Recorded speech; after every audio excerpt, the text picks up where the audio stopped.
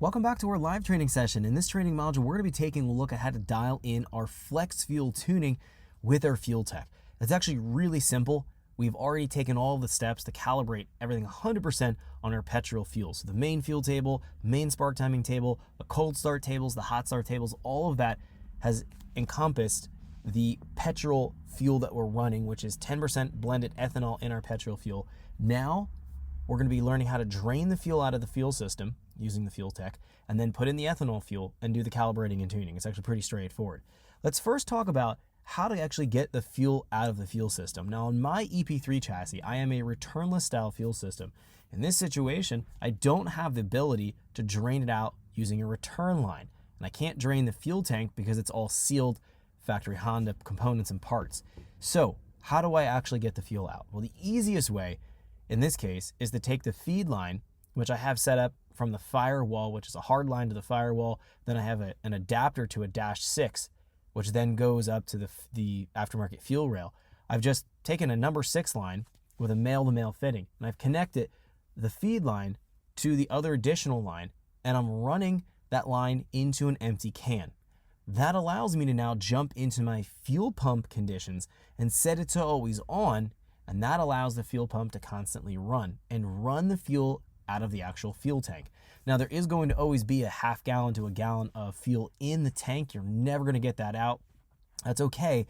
We just have to realize there is going to be some dilution of our ethanol fuel as we put it into the fuel tank. So what I have is about 75, tested with an external testing meter, about 75% ethanol, but there is some residual fuel in the fuel tank. And again, I can't get around that.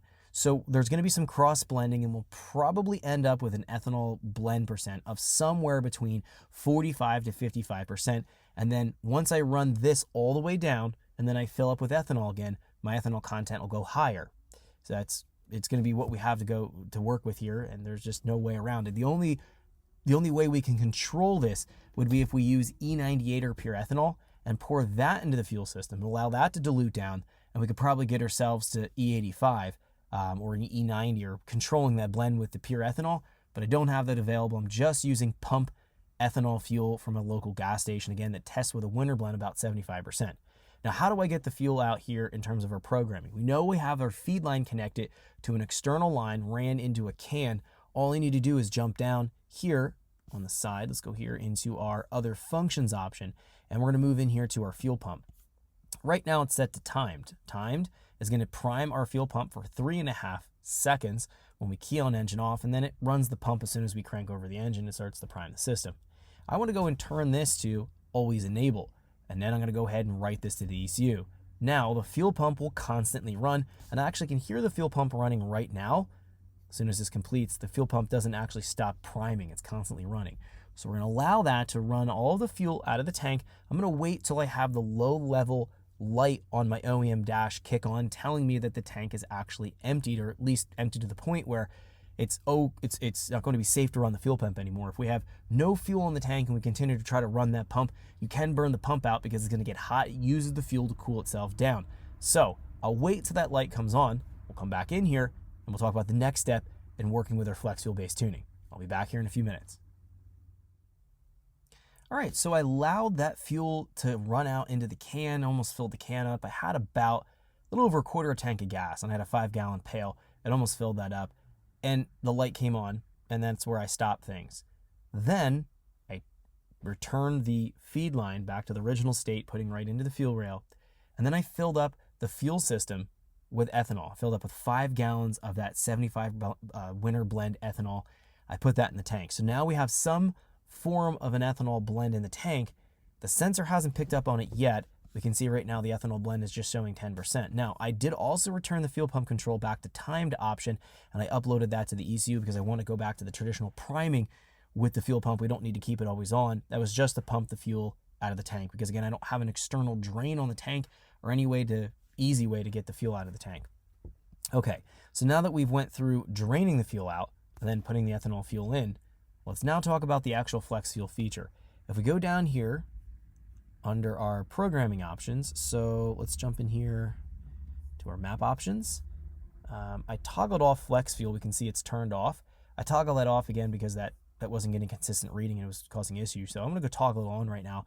And let's go to the right ECU and write this change. Now that's going to allow us to go in and use the setup wizard to define the tables properly, but we're going to go change those up a little bit, and we'll fire up the engine. What we're going to find here on a returnless style fuel system is that the ethanol content doesn't immediately start to read. We actually have to drive it for probably about a minute or two in order for enough fuel flow to cycle through the tank and then mix and then go through the flex fuel sensor. So it's not going to be an instantaneous ethanol percent blend reading or change.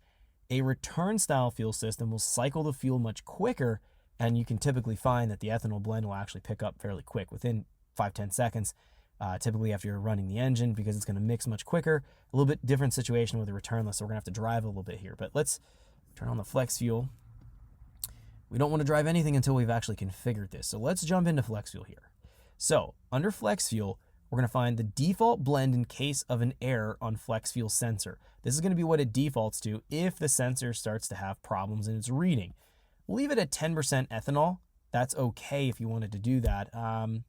Let's actually change that. We'll default it to something like 70% ethanol. That way, if for some reason the sensor stops reading and we're running some blend of an ethanol, it'll have a default value that it references, so that it's going to go and source a certain amount of fuel adder and certain amount of spark timing compensation to have in play.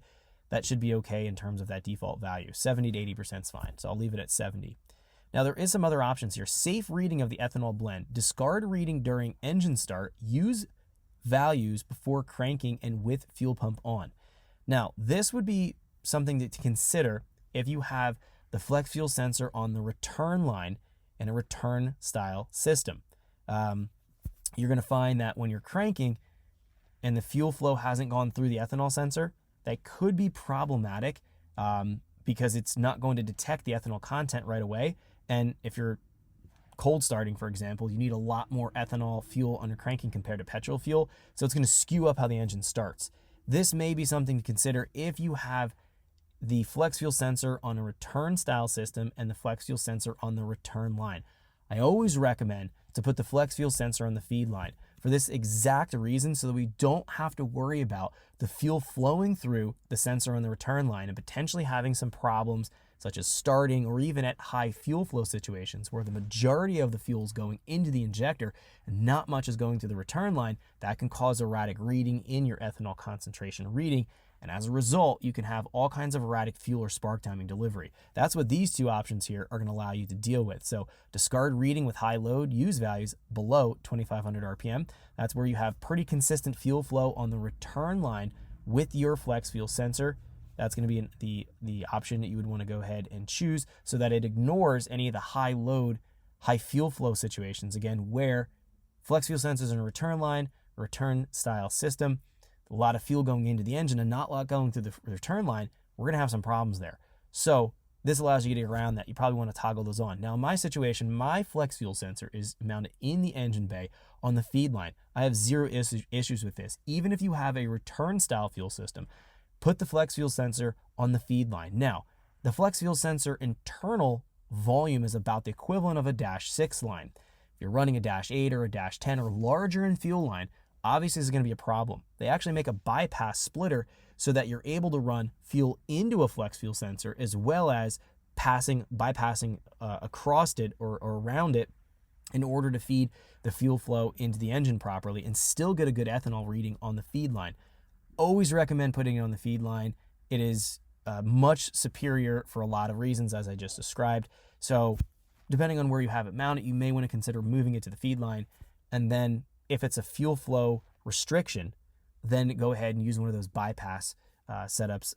There's a couple different companies that make them, and you can go look on Google and find a couple different options. They're usually about 80 to 100 bucks, but definitely well worth it. On a returnless system here, I already have just a feed line. I just have mine on the feed line, so I don't need to worry about these two options, so I'm not going to toggle them on. Now, flex fuel sensor wizard, we're going to say yes here, and this is going to allow us to take a look at what the ethanol content percent reference should be. So where did we tune our main fuel table and spark timing table at? We know that that was at approximately 10%. I'm going to put a value in here. What this is going to do is set up all of the flex fuel compensations around essentially a 0 point at 10% ethanol. So there'll be no compensations in play if you're at 10% ethanol. If you're below that or above that, there's going to be some type of a fuel correction has to be made. Let's see what this is going to do with the actual tables. Thanks for checking out our teaser clip. If you want to see the rest of this video and more than 500 hours of current EFI training we have to offer, make sure you click right here. If you want to go and check out more teaser clips from this training course, click here. And you don't want to miss any of the videos we're going to be releasing on this channel, so make sure you subscribe and click here. Thanks for watching, and I'll see you guys later.